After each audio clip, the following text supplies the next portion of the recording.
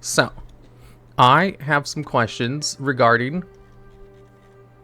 art, character zone, world building, and story.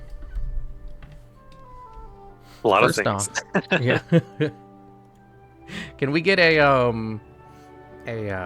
primer on who exactly we're talking to right now? Sure. So I can go ahead. Someone unmuted already. Hi, I'm Gabriel Gonzales. I am the lead visual development artist for World of Warcraft. Ooh, Hi, I'm Abigail Manuel, and I am a senior narrative designer on World of Warcraft, specifically for Isle of Dorn. oh, cool.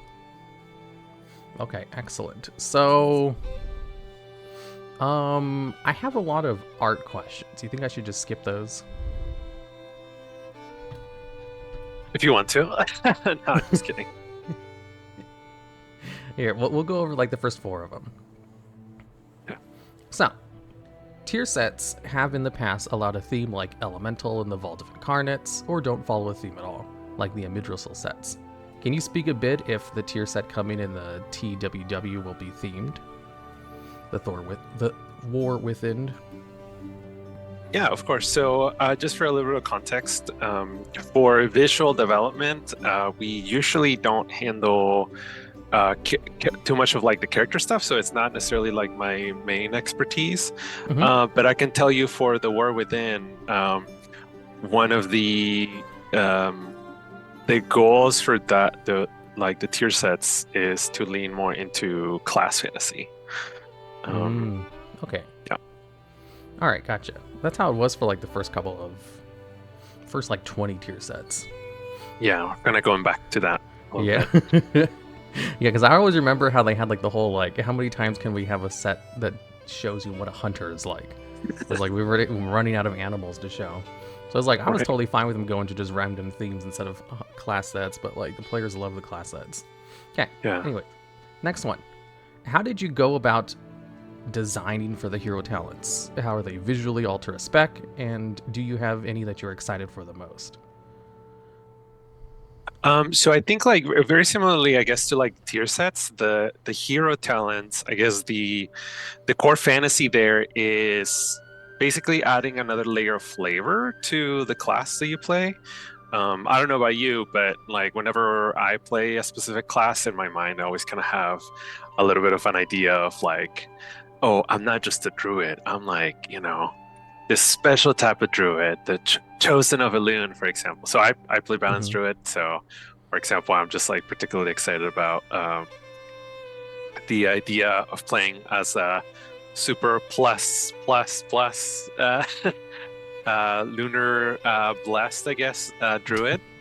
Like a star So it's just augur. gonna be a matter. Yeah, exactly. It's just gonna be a lot more like light beams upon light beams, more light beams, please. Oh, that's So cool.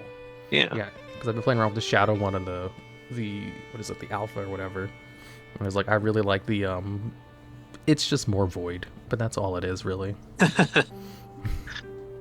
Yeah, Okay. some of them more is just like leaning into that a little bit more. But yeah, what about you, Abigail? Well, I was just going to say, I like them for, exactly what you kind of identified, Gabe, but like taking the fiction of the character to a logical extension in some of these hero talents, to that heroic level for each player character. And, for me, Soul Harvester, I'm a warlock, you know, um, Oh, so, that's you great know, because we have some warlock questions here. oh Lord. Well, I'm not a class designer, unfortunately, but Oh I'll no, try none of my them are best. I'll about do class myself. stuff. Okay. Okay. Well, we'll see. Yeah. Dragon riding. They've been amazing for customization, and we hear a bit more about the customizations. Basically, are we going to get any more customizations for dragon riding besides just the gyrocopter showed at BlizzCon? I believe the gyrocopter is at the moment it's the only mount that we have so far that's going to be customizable. But we're always looking for opportunities for adding additional customization for mounts. Not just, you know, future customizable mounts that we may have, but also previous ones as well. Mhm. Yeah, I think that's all the info I have on that one. Yeah, I think that answers the question. Okay, next one. These ones are about the zone. The War Within is going to have 3 of its 4 zones underground. How have you been working to make sure the zones will feel different enough from one another? Right, because all of them are underground, so Yeah, they're all therefore they like must all Nerubian. just be caves, you know. Yeah, they're all the Azul Nerub. Actually, like that, I mean, like not just with the War Within, but I think for all of the expansions, like whenever we design zones, like that is sort of the primary one of the primary tenets that we try to problem solve against is like how do we give individual zones their own identity, which is especially hard when you consider, 20 years of World of Warcraft, we've explored how many forests have we seen, like how many Yeah. jungles, and so always trying to make like a different type of environment can be pretty challenging. I think for the War Within, like we really hadn't done too many caverns besides our Lit Cavern. So we really had to lean into the stories that we wanted to tell underground, right? Like we find ways to I guess subvert your expectations a little bit of what an underground zone could be. Like for example, in the Arathi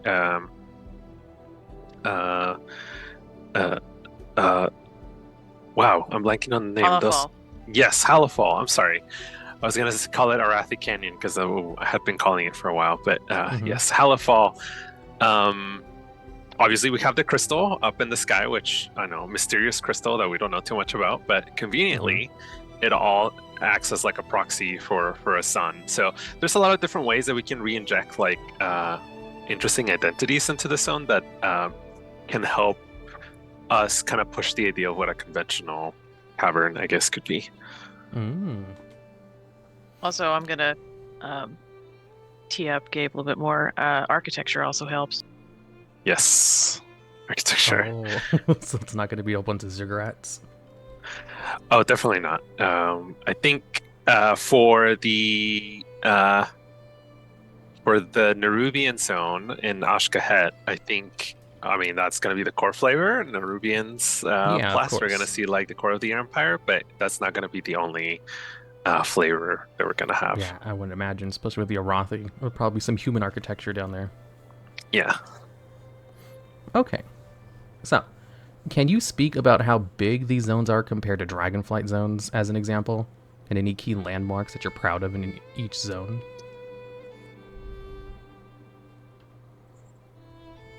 That's a good question on the size. I want to say they're pretty similar, relatively similar in size. I'm gonna have to get back to you on that one. But in terms of like the landmarks, I think obviously for Halifal, like I said, like the big crystal, I think it's like a very cool dynamic component of the zone because we throughout the story we will sort of see it,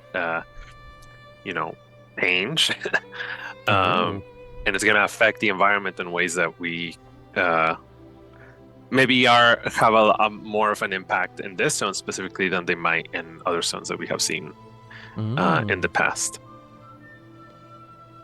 Yeah, I think I get that. For myself, in Zone 1, I really like the work that was done for the Foundation Hall, our main building where the council meets. Storm Perch is an awesome building. Yeah. And we have a summoning POI for the point of interest for the Stormbrooks, and that's very cool as well. A summoning what now? We have in our zone the Storm Riders that ride the Stormbrooks, the Griffin type mount, and it's part of the story later on. Oh, okay, gotcha. But it says like I don't recognize that. Okay. Should we expect to see a day-night cycle and a weather system for these zones? And also, will the Crystal of Hollow's Fall have a part in the weather or day-night cycles?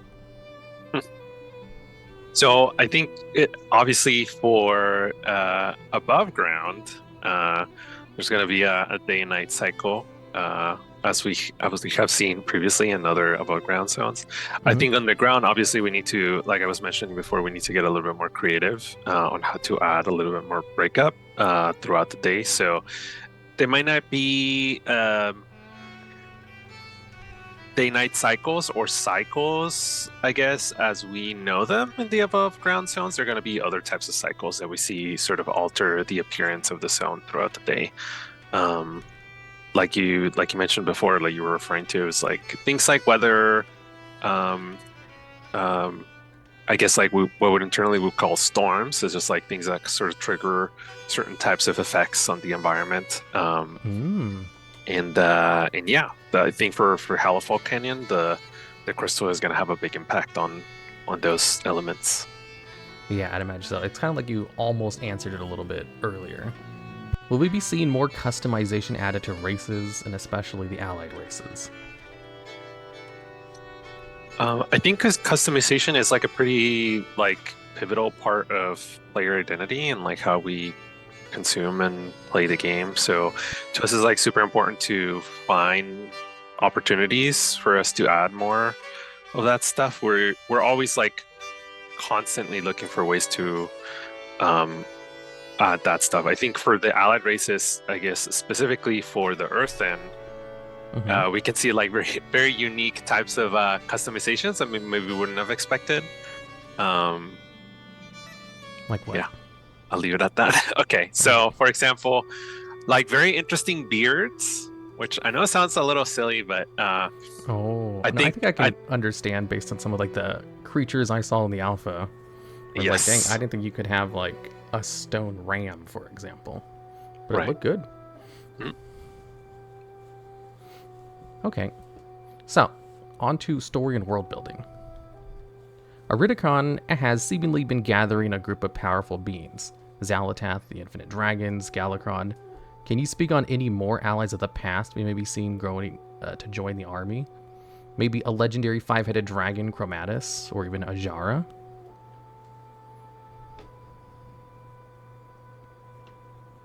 At the moment, we can't, go look that far in the future and spoil things like that. But Xalatath is our main villainous character in this, and you'll be seeing a lot of her.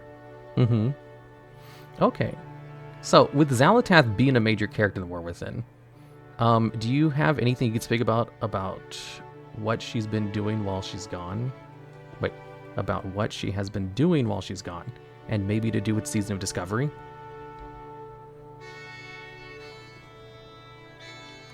I'm not sure it fits in, specifically to Season of Discovery, but also talking about Xalatath, like I think that's a little bit spoilery. I'm not sure if I can You're give like you calculating. any info on what she's been doing in the interim. But just know that she has been playing the long game. Right. Put it that way. Mm-hmm. Yeah. We I was can gonna say, totally like, see that she's- with Season of Discovery. She's just been up to no good, really, and plotting things from the shadows, trying to find ways to get Mhm. ahead. Yeah, and I think they said something about this Season of Discovery Lord Xalatath not being canon, right? Or did I mishear that? I'm not sure. I have not heard a lot about that, honestly. There's like a whole bunch of lore added that is with a shadowy figure that's totally not Xalatath, but everybody just assumes it is because it just fits her so well. So like that's basically what this question is. It's just like, is that going to relate to the expansion or not? It seems like probably not, based on your guys' reaction to it.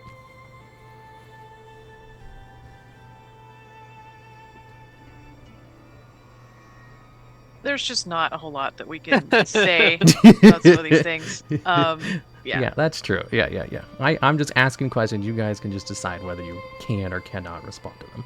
We have more Right. questions. So, next one.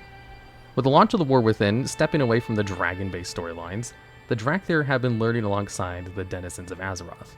Might we see them pick up new classes and visage forms from the intermingling? Is that like do you mean like in terms of the customizations with the visage forms? So yeah, basically, will Dracthyr be able to transform to things besides humans? And will they get new classes to play? Oh, I see. Nothing to share on that yet. Like I mentioned before, when it comes to customization, uh, it tends to be something that we are always thinking about and like finding like the best ways for us to, the best moments for us to go back and add more of those types of things. I'm not. I can't say with certainty that for the War Within that will be something that we're going to be super focusing on in terms of customization, and then in terms of class. Again, I don't have too much on that for you. I'm sorry. I think those are really interesting ideas, but for now, I don't think that's in the pipe. Okay. But it wouldn't like throw it out either. Yeah. So basically, not soon, but maybe in the future. Yes. Or In maybe soon, an you never know. anything's possible sort of way, yes. Yeah. Okay. Next one. With the War Within taking place so deep within Azeroth, might we find ourselves assisted by a wound-healing crystal dwarf? A wound healing crystal dwarf. I mean, Well, I know the answer. Magni is around, yes. Yeah. Yes, Yeah, you meet and- him like immediately. Right, you meet him Yeah. immediately. He's in for the long haul on this, yes. And he does, go down with you and is a central part to some of the story. Yes. Yeah, I even noticed that he was not as shiny as he normally is, but I assume that's a spoiler. No. Yeah, that figures in pretty heavily into some stuff that they're keeping under wraps right now. But Yeah. Yeah, That yeah. makes sense. I'm really excited though to like, I guess like speaking about Magni, like to see a little bit more of him, and not just him, but also like his family as well, like his daughter Mora and his grandson Dagrin. I think we're going to see a lot of them and learn more about them as characters. I'm particularly excited about Dagrin and try to like get players to like get to know him better, and so we have like another character introduced to us that we're hopefully going to see. I didn't know he had a future. son. Yes, well, it used to be like he was like a baby for like the longest time in Ironforge, right? it's he's Moira's son. Oh, His yeah, I was about to say, grand- like, yeah, I know sorry. Moria Yeah, had a grandson. son, but I was like, Yeah, I didn't yeah, think Yeah, he had yes. one. Yeah, this is Okay, yeah, Yes, yes, so his Dagrin, grandson, yeah. Thurisian too. Oh, so he's the second. older now?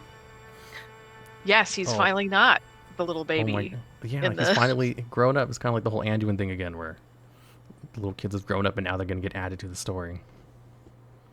Oh, that is Yes, exciting. exactly. Okay.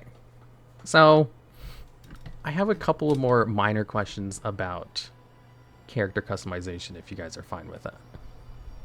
I'll do my best to answer them. Okay, so our peers and transmoggers really want an option to have their hair toggled off for helmets where it shows through. Is that something that will be added sometime in the future? I can't speak with certainty in terms of like whether it will be added in the near future. Mhm. But I do know that it's feedback that folks in the character team are very aware of, and similarly to customizations, I think we're always looking for like opportunities where players can they don't feel like they have to sacrifice the coolness of their haircut to Mhm. wear a helmet, and that there's like place to represent both or have the best of both worlds, basically. So definitely something that we think a lot about. Requires some creative solutions that we need to explore around that. Okay, I get it. So basically, you guys want to do something besides just have a toggle for the hair. Well, we would like the ideal to be for it to be a little bit more like, let's say if you have a helmet, right, that would normally just cover your entire hair and then your hair just kind of disappears, right? Yeah. Like if you have like something that's particularly longer, we would Yeah. like it so you could still see your hair if it's not directly covered by the helmet in a way that makes sense, right? So Oh, yeah, I get yeah. you. Yeah, Okay. that would be that the makes ideal, sense. I guess. We have another one. So bracers have mostly for the longest time been kind of useless as a transmog. However, recently there's been a corsage and wristwatch added to have some more 3D aspects. Is this a indication of more things to come? Kind of like how they experimented with the cloak being cool things in the back. Are they going to experiment with cool things being on the wrist for transmog options?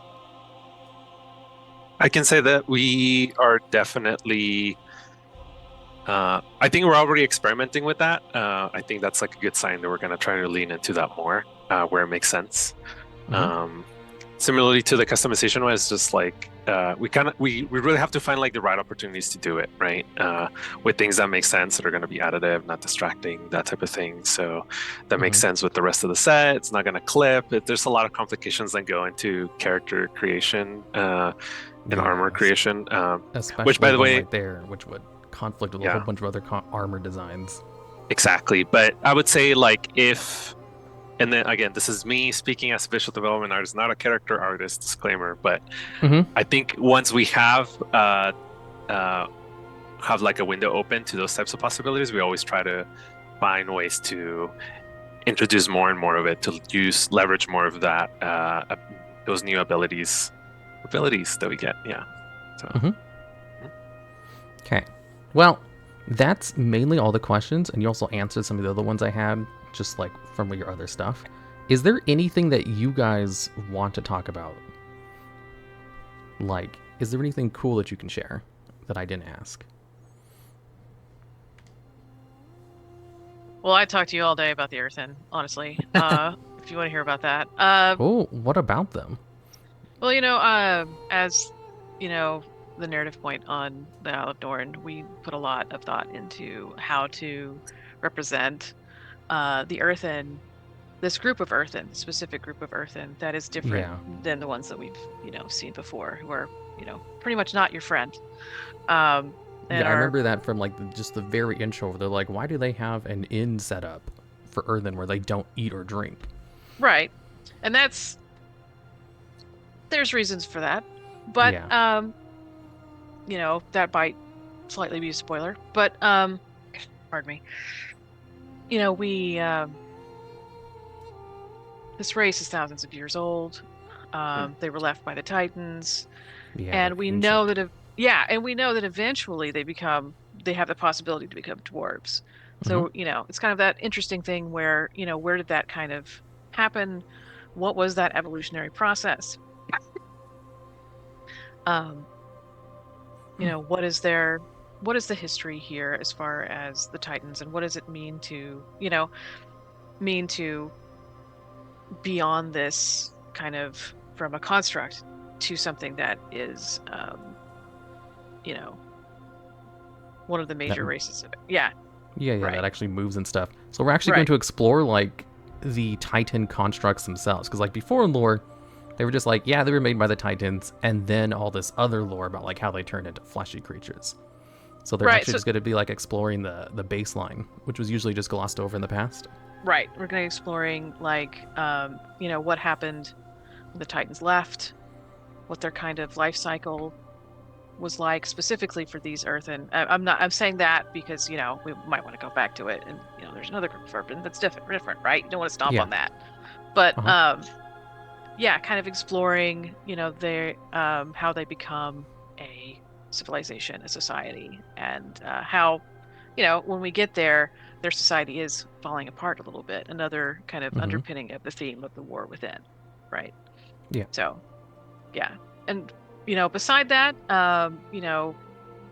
getting away from character, we have a really interesting dungeon that is part of the campaign in Isle of Mm-hmm. Dorn, the Rookery, Mm. where you go in with one of the major characters, Belgrim, and I won't spoil it for you, but it's their main HQ, and you get to kind of fight off the bad guys in there. So it's going to be a fun time, I think. Yeah.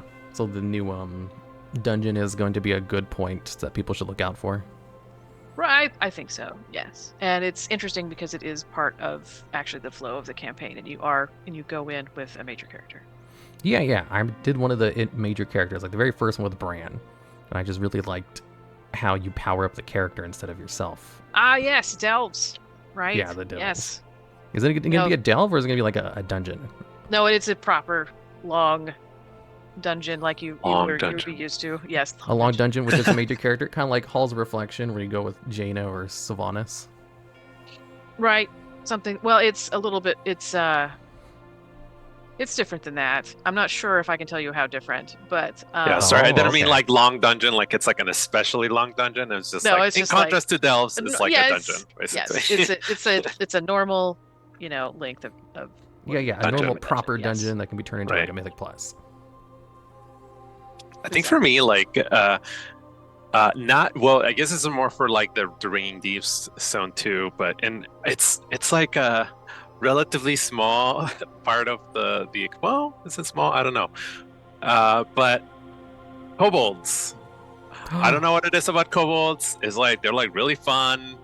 Like whenever I see a kobold and leaning into that like classic flavor of kobolds, like we had a lot of fun in visual development, like trying to figure out like, all right, these kobolds have been down here for like a really long time. They had time to flesh their society out a little bit more, right? So how do they live? How do they build things? Like what kind of weird things do they make wax? Where are they getting all this wax? Like, so they yeah, actually have a culture down there? Culture, it's obviously it's not like a very sophisticated civilization. Yeah, because all they do goes, is they just follow whoever's the strongest. Exactly. So as far as kobolds go, I think they're going to be this is the zenith of their, that culture. Sounds great. Because remember there was that whole kobold storyline in the High Mountains where they praised a mythical being where they had to wear a candle everywhere, otherwise they would die. And if they were attacked, they're like, well, they're not gonna have a candle, so they're gonna die.